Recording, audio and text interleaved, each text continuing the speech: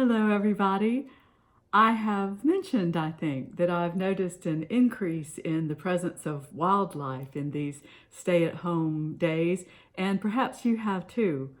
Not everybody is happy about that, of course. You may have heard about the person that said, "These birds are singing very loudly.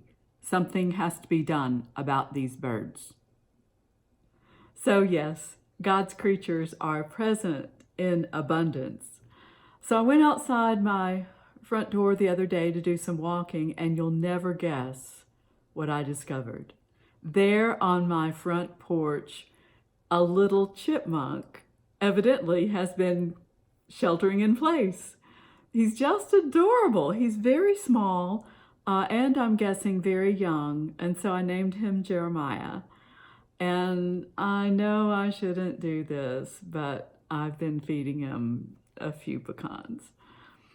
Jeremiah reminded me that there's something new going on in various neighborhoods now. Well, new and then again, not so new.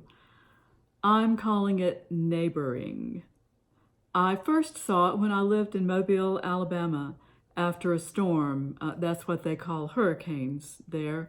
We were without power for days, if not weeks. And that meant we were also without air conditioning. So people came out of their houses and they sat on their front porches like they used to do at my grandmother's house. And since there was no power, nobody could cook on their electric stoves, so people brought their barbecue grills into their driveways and cul-de-sacs, and neighbors enjoyed a community meal. In my neighborhood, there's a book club that decided to meet outdoors. And so everybody brought their lawn chair and a snack and the required reading, and book club was held 6 feet apart, of course. Neighbors have been checking on each other, leaving notes on doors, picking up food and medicine for elderly people and those with littles at home. And I notice people are saying thank you more to the UPS driver, to the garbage collector, to the lawn people, to the person that delivers the groceries.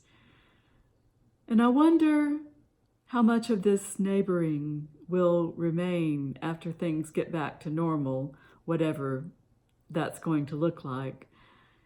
In Mobile, when the power came back on, some people just went back into their air-conditioned houses.